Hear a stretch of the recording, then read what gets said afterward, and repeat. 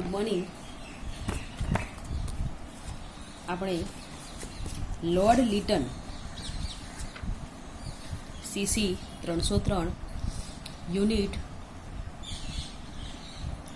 3ના પ્રશ્નની અંદર લોર્ડ લીટનના સુધારા જોયા પછી હવે આપણે લોર્ડ રિપનના સુધારાની ચર્ચા કરીશું. લોર્ડ રિપન જે છે એ ઈસવીસન 1880ના સમયગાળા દરમિયાન તે સત્તા પર આવ્યો હતો. એટલે કે 80ના સમયમાં એ વાઇસરોય તરીકે એની નિમણૂક કરવામાં આવી હતી. જેવી રીતે લોર્ડ લીટન જે રીતે લોકોમાં અપ્રિય બન્યો હતો એની જગ્યાએ સામે લોર્ડ રિપન લોકોની લોકપ્રિયતા રિપને મેળવી હતી. તો જોઈએ કે લોર્ડ રિપને સમાજવાદી સુધારણામાં હિંદની અંદર એને 100 ફાળો આપેલો છે.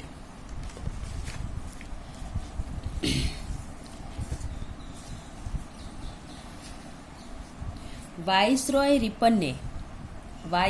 રિપનને તેના સુધારાઓને લીધે નહીં પણ એટલા માટે યાદ કરવામાં આવે છે કે તેનો ઉદ્દેશ્ય પવિત્ર હતો, ધ્યેય ઊંચું હતું અને તે કોઈ પણ પ્રકારના ભેદભાવને ધિક્કારતો હતો. સુરેન્દ્રનાથ બેનર્જી જે છે એમણે રિપન વિશે એવું કહ્યું છે કે લોર્ડ રિપનને તેના સુધારાઓને લીધે નહીં પણ એટલા માટે યાદ કરવામાં આવે છે કે તેનો જે ઉદ્દેશ્ય હતો, કાર્ય કરવાનો જે ધ્યેય હતો એ પવિત્ર હતો, તેનું ધ્યેય ઊંચું હતું. એટલે કે તેનું જે લક્ષ્ય હતું એ ઊંચું હતું અને સામે કોઈ પણ પ્રકારના કોઈ ભેદભાવ હોય તો એને તે ધિક્કારતો હતો. બીજું કોટેશન છે વાઇસરોય રિપન ભારતનો સૌથી મોટો અને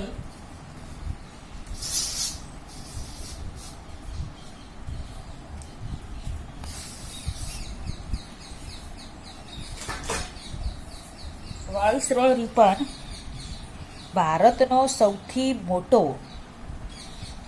અને લોકપ્રિય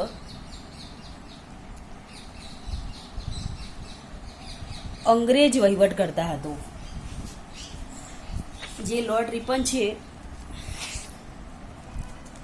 ભારતનો સૌથી મોટો અને સૌથી લોકપ્રિય, એટલે કે લોકોની નજરમાં તેની મહત્વાકાંક્ષા વધેલી હતી. એટલે કે સૌથી લોકપ્રિય એ રાજા હતો, વહીવટ કરતા હતો.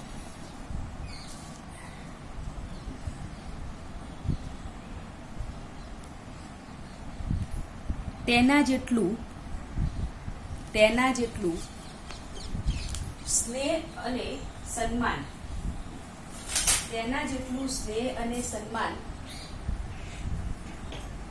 ભાગ્યે જ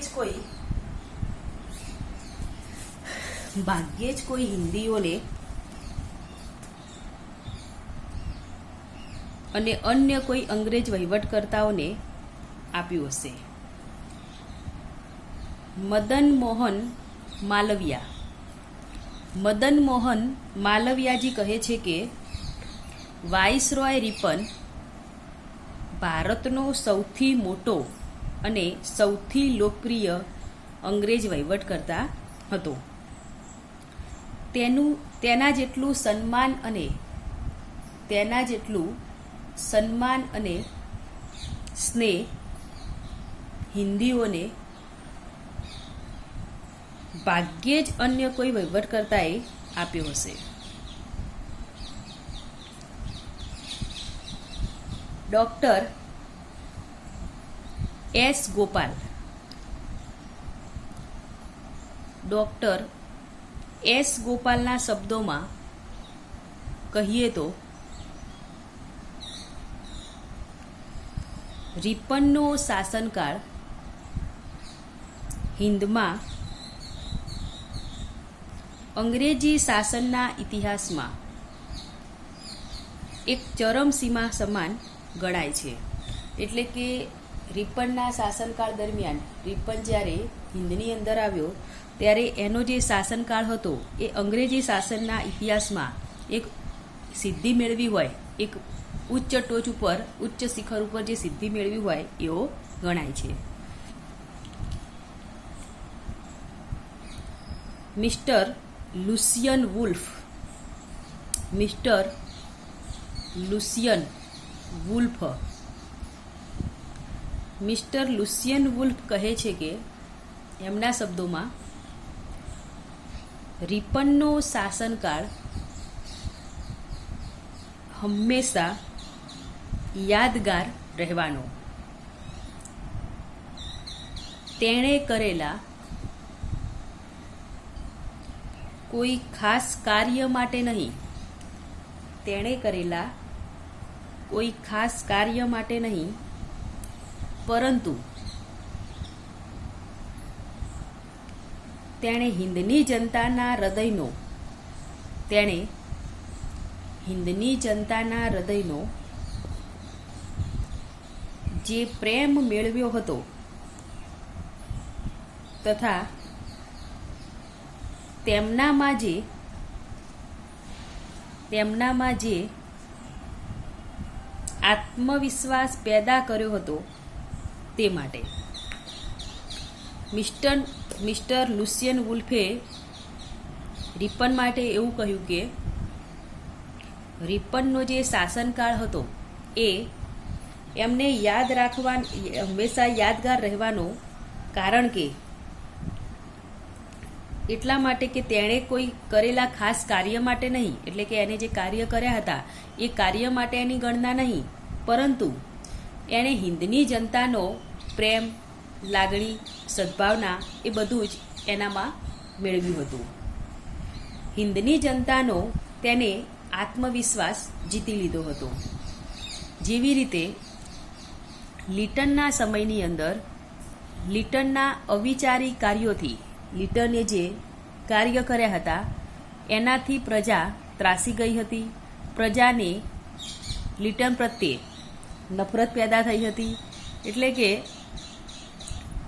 લીટન અને રીપન બંનેની તુલનામાં લીટન જે છે એ પ્રજામાં એના કાર્યોને લીધે અપ્રિય થઈ પડ્યો હતો. જ્યારે રીપન, લોર્ડ રીપને તેના સુધારાઓ થકી લોકોનો આત્મવિશ્વાસ જીત્યો હતો. સર એસ્કોઇન પેરીના શબ્દોમાં કહીએ તો એને રીપનના પત્રમાંથી આ શબ્દ આપેલા છે. મને ચોક્કસ ખાતરી છે કે તમે આ દેશના લોકો પર ભારે પ્રભાવ પાડ્યો છે. મને ચોક્કસ ખાતરી છે કે તમે આ દેશના લોકો પર ભારે પ્રભાવ પાડ્યો છે. કારણ કે હિન્દીઓએ તમારા રહેલા હૃદયને ઓળખ્યું છે અને આ દેશના લોકો હૃદયની સૌથી વધુ કદર કરતા હોય છે. સર એસ્કોઇન પેરીએ કહ્યું છે રીપન વિશે કે તમે હિંદના લોકો પર વધુ પ્રભાવ પાડ્યો છે, એટલે કે હિંદના લોકોના દિલ તમે જીત્યા છે. તમે હિન્દીઓના હૃદયને ઓળખ્યું છે કે તમે હિન્દીઓની જે વાત છે એને સમજ્યા છે અને એને સમજવાનો પ્રયત્ન પણ કરેલો છે અને આ દેશના લોકો હૃદયથી સૌથી વધુ કદર કરતા હોય છે. એટલે કે આ હિન્દના લોકોની હિન્દ પ્રજા એવી પ્રજા છે કે જેના માટે તમે કંઈ કર્યું હોય, કામ કર્યું હોય તો તમારા માટે એટલે કે સૌથી વધુ તમારી કદર કરવા એ લોકો કદર કરતા હોય છે. મેરીડીથ ટાઉનસેન્ડને કહે છે કે રિપને એવું કશું જ કર્યું ન હતું. તેણે કર ઓછો કર્યો ન હતો.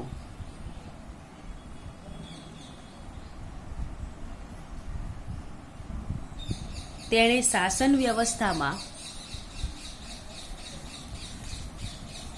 સહેજે ફેરફાર પણ નહોતો કર્યો, પરંતુ મહત્વની બાબત એ હતી કે તેણે હિન્દની જનતાનો પક્ષકારને અંગ્રેજોનો વિરોધી માનવામાં આવતો હતો. આ એક જ બાબતને લીધે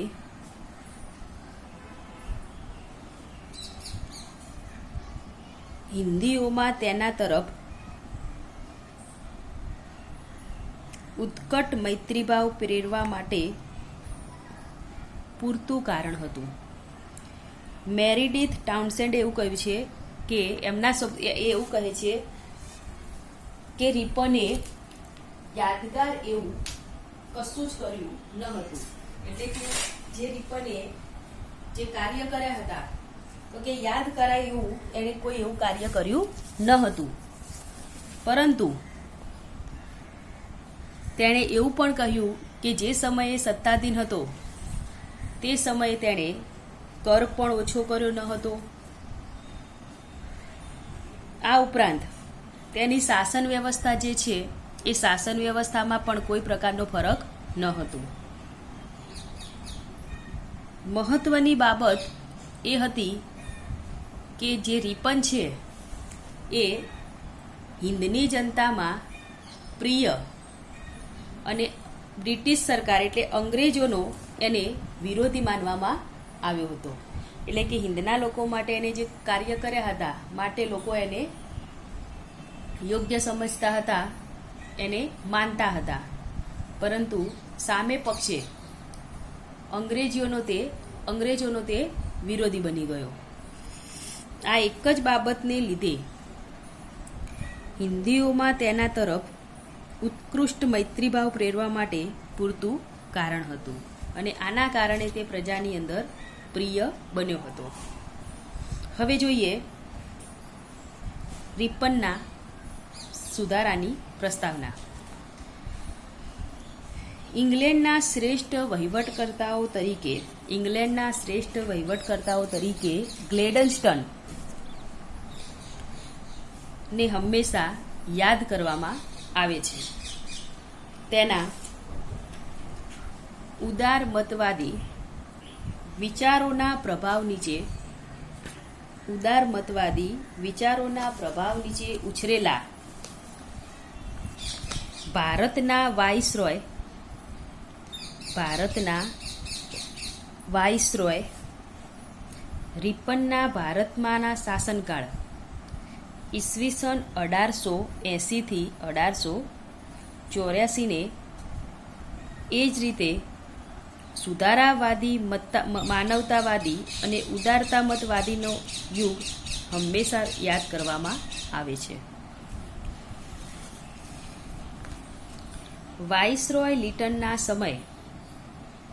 વાઇસરોય લિટનના સમય 1876 થી 1880 ના સમયગાળા દરમિયાન લેવામાં આવેલા અવિચારી પગલાંથી હિન્દીઓ વ્યથિત હતા. એટલે કે જે સમયે વાઇસરોય લિટન હિન્દની અંદર સત્તાધીશ થયો એ સમયગાળા દરમિયાન એના અવિચારી પગલાંથી એને જે કાર્યો કર્યા હતા, એને જે કામ કર્યું હતું એનાથી હિન્દીઓ અકળાયા હતા. લિટન પછી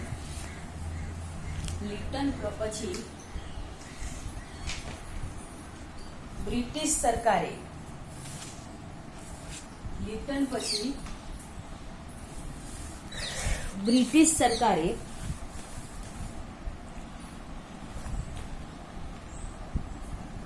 ભારતના ગવર્નર જનરલ તરીકે રિપનને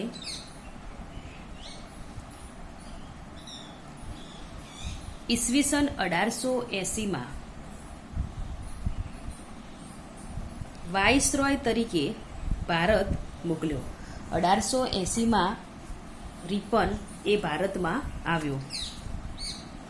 તેણે આ પદ પર યોગ્યતાપૂર્વક કાર્ય કર્યું. તેના ફક્ત 4 વર્ષના ટૂંકા સમયગાળામાં જ પોતાની ઉદારવાદી પ્રવૃત્તિઓ તથા સ્થાનીય સ્વશાસન વડે સમગ્ર ભારતની પ્રજાનું મન રિપને જીતી લીધું.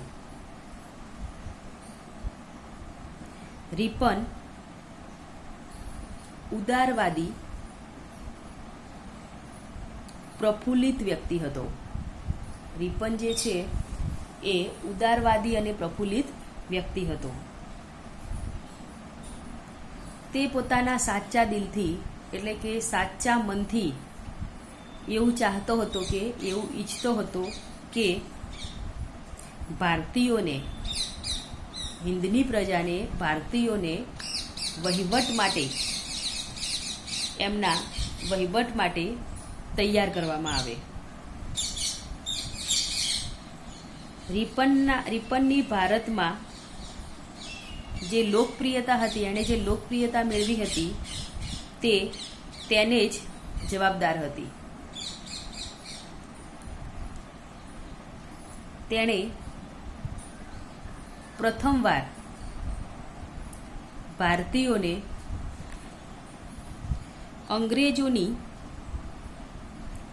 અંગ્રેજોની સમાન એટલે કે અંગ્રેજોના જે અધિકારો હતા એ જ રીતે અંગ્રેજોની સમાન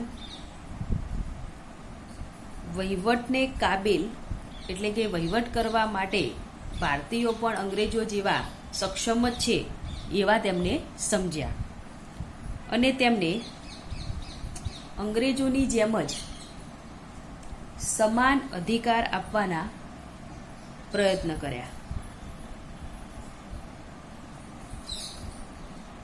ઈસવીસન 1880માં બ્રિટનમાં ગ્લેડસ્ટોન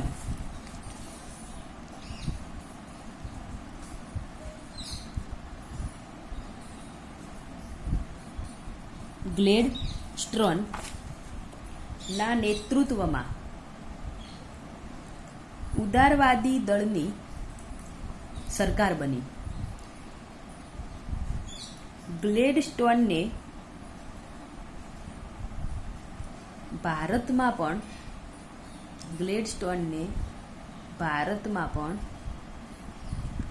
પોતાની ઉદારમતવાદી પ્રવૃત્તિઓને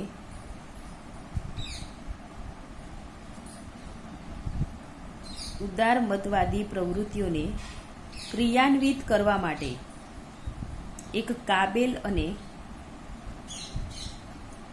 સક્ષમ ઉદારવાદી વ્યક્તિની આવશ્યકતા હતી. એટલે કે જે સમયે રિપન ભારતમાં આવ્યો એ સમયે ઇંગ્લેન્ડની અંદર ગ્લેડસ્ટનનું શાસન હતું અને એના નેતૃત્વમાં એણે એવો કોઈ વ્યક્તિ ઉદારવાદી વ્યક્તિ જોઈતો હતો કે ભારતમાં પોતાની ઉદારમતવાદી પ્રવૃત્તિઓને માટે કાર્ય કરે અને એક કાબેલ વ્યક્તિની એને જરૂર હતી.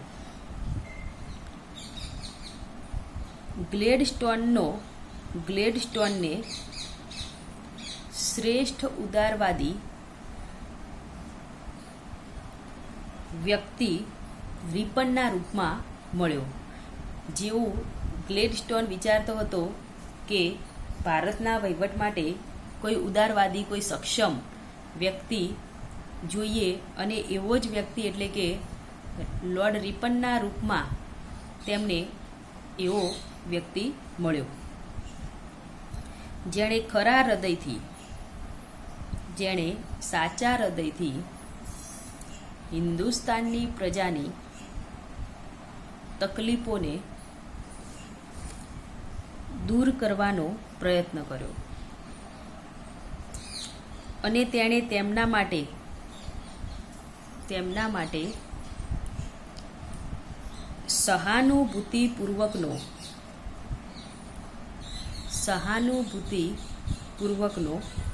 વ્યવહારી દ્રષ્ટિકોણ અપનાવ્યો. રિપન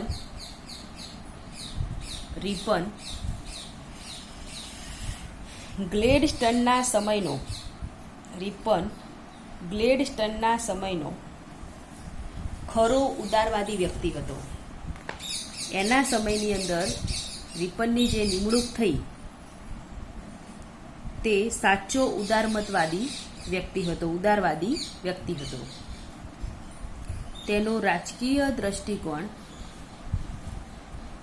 પોતાના સમકાલીન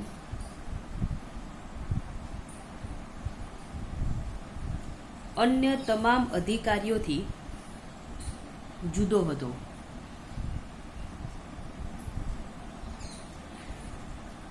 તેણે હિન્દીઓની ભાવનાનો પૂરેપૂરો આદર કરીને તેમના સુખ દુઃખમાં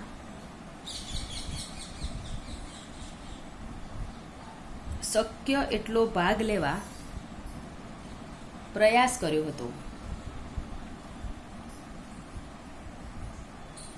તો આ જોઈએ આપણે લોર્ડ રિપનના સામાજિક સુધારાઓની પ્રસ્તાવના.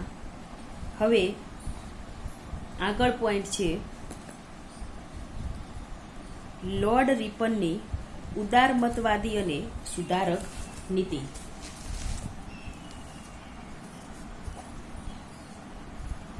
રિપનની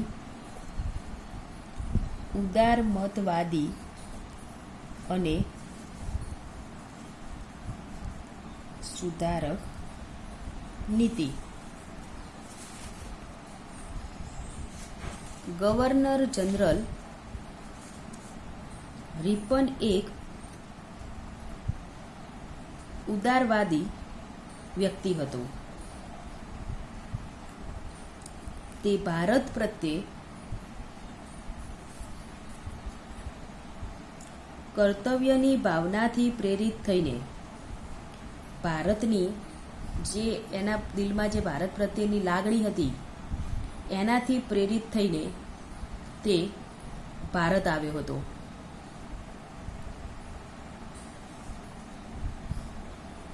રિપને પોતાના કાર્યો અને સુધારાઓ દ્વારા એ સિદ્ધ કરવાનો પ્રયત્ન કર્યો કે બ્રિટિશ સરકારનો વાસ્તવિક ઉદ્દેશ્ય ભારતીયોને લાભ પહોંચાડવાનો હતો. રિપને અનુભવ્યું કે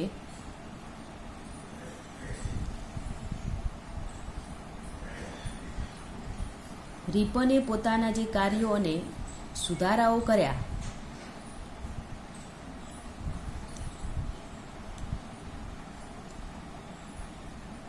એમાં એવો હેતુ સિદ્ધ કરવાનો એણે પ્રયત્ન કર્યો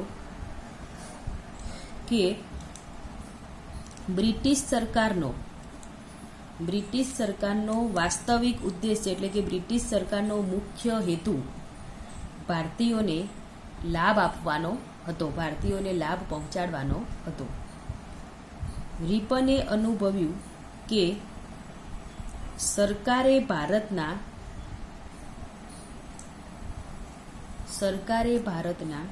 શિક્ષિત મધ્યમ વર્ગની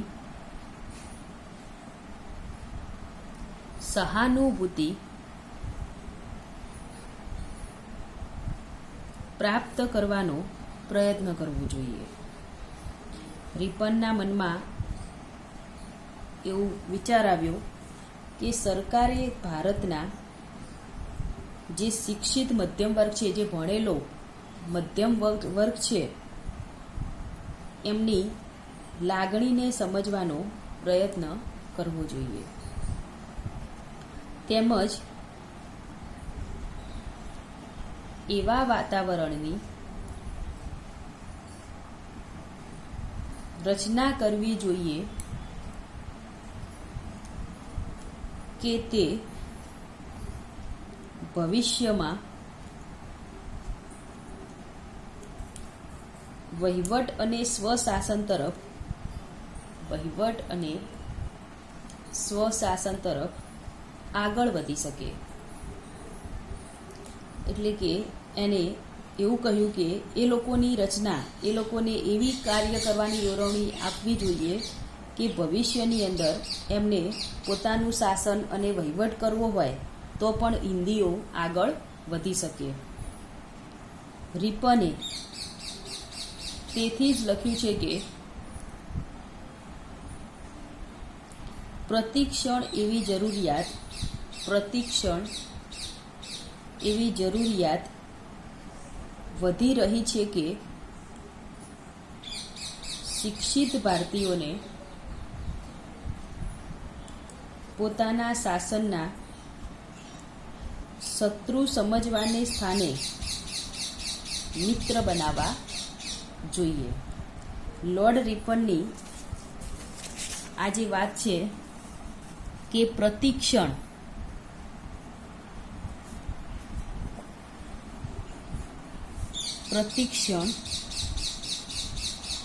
એવી જરૂરિયાત વધી રહી છે કે શિક્ષિત ભારતીયોને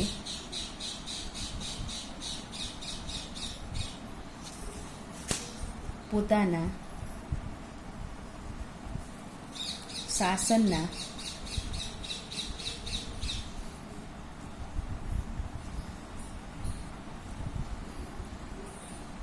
શત્રુ સમજવાને સ્થાને મિત્ર બનાવવા